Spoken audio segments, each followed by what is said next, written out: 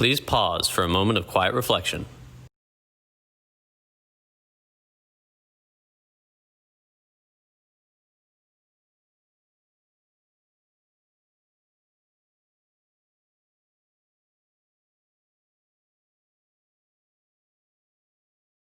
Please stand for the Pledge of Allegiance. I pledge allegiance to the flag of the United States of America and to the republic for which it stands, one nation, under God, indivisible, with liberty and justice for all.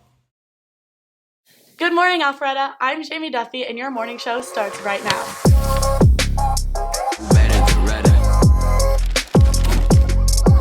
Hey, watch that scoreboard. We'll see where it's at. You won't let it. Guess whose house is it? As I thought about what I was going to say, there's only one thing I would change about you, and that's your last name. Taking the class and pursue your passion, even when no one else thinks you can. You can. Find different ways. Thank you.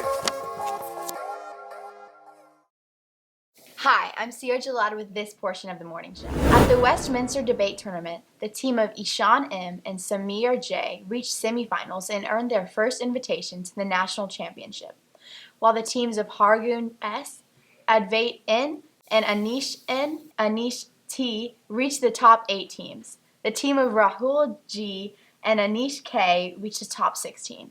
At Carrollton, Bhargav B. and Amav J. won 3 out of 5 debates in their first tournament at the novice division. At Westminster, Hargun, Advait, and Ishan all won speaker awards. This week's Rich Raider winners for showing respect, integrity, citizenship, and hard work. The winners of the free item from Chick-fil-A are Stephen Buckingham, Hunter Carpenter, Catherine Fartson, and Megan Ung. The winner of the Rich Raider t-shirt is Layla Dabai. Thank you to our staff for giving out the Rich Raider tickets. This week's winners are Students, your rewards will be delivered today. Keep up the great work and stay Rich Raider. There will be a women's golf informational meeting on Microsoft Teams December 8th. Please email Coach Kelly for the link to the meeting.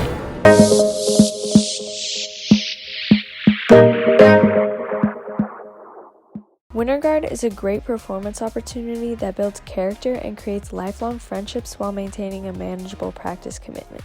After a day of independent study, it's definitely nice to go and be with your friends. Guard has changed my life in the fact that it's given me a lot of opportunities to do things I wouldn't normally have been able to do. To compete at just like a world championships for any sport is like amazing, and it's given me the opportunity to do that. It's given me a lot of skills and a lot of confidence and just a lot of really good memories. It's a family. It's kind of hard to leave a family. This is my home in a way. If you are interested in joining Winter Guard, auditions will be held on Tuesday, December 1st and Thursday, December 3rd from 4 to 6 p.m. in the Alpharetta High School Band Building. No experience is necessary and you'll be taught everything at the audition. If you have any questions, please reach out to Mr. Jenkins at jenkinssi@boltonschools.org. We would love to welcome you to the family. Hello AHS, I'm Officer San Antonio and welcome to the first installment of Uh-Oh, It's the Popo. From now on, you can call me Officer Vinny. Today, I would like to speak with you about driving tips. For today's episode, I want you to drive yellow.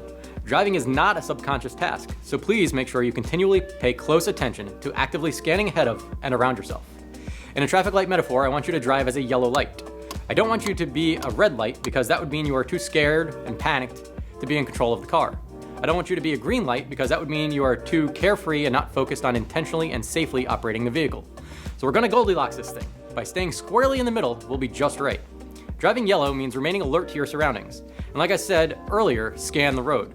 It is actively looking for escape options if a driver near you suddenly changes lanes, slams on the brakes, or loses control. It means driving within the same zip code as the speed limit. It means staying off your phone. It means keeping a safe distance between yourself and other cars. And here's a hint, if you think you have enough space, you don't, especially in the rain, ice, or snow.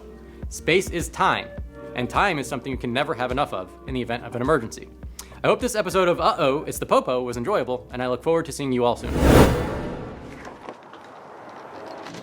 Lihee Freeman here. Behind me is Georgia's largest no-kill animal shelter and rescue organization, which was recently visited by famous YouTuber, Mr. Beast.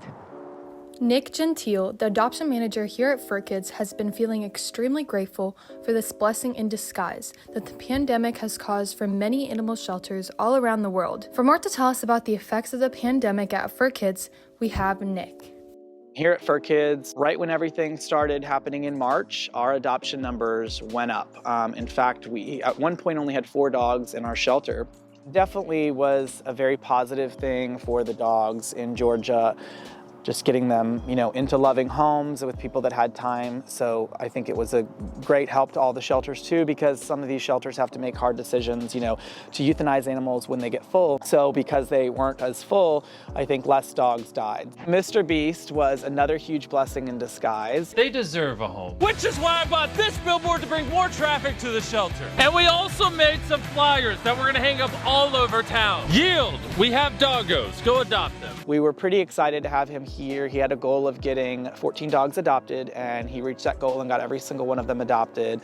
And each adopter got all kinds of giveaways and stuff. So it was definitely a big impact for us. I think we saw a big increase in donations. We actually got a lot of help with our cats, which we weren't expecting. We got a lot of calls from kids all over the world that were super happy and excited to hear that Mr. Beast was here. So of course we entertained them and talked to them and told them how awesome it was, and just kind of let them know that they are the future, and when they are ready to adopt, and they're old enough to come to Fur Kids and adopt, it just overall was a positive thing. And at the end of the day, it just got Fur Kids' name out there in a very big capacity, since he has such a huge following all over the United States, all over the world. So I think more people who might not have known about Fur Kids before now know about Fur Kids and our cause. Besides the obvious fact that there are innocent animals dying every day, and if you are, buying dogs, you're in a way contributing to that, just because there's great dogs that are dying that need homes.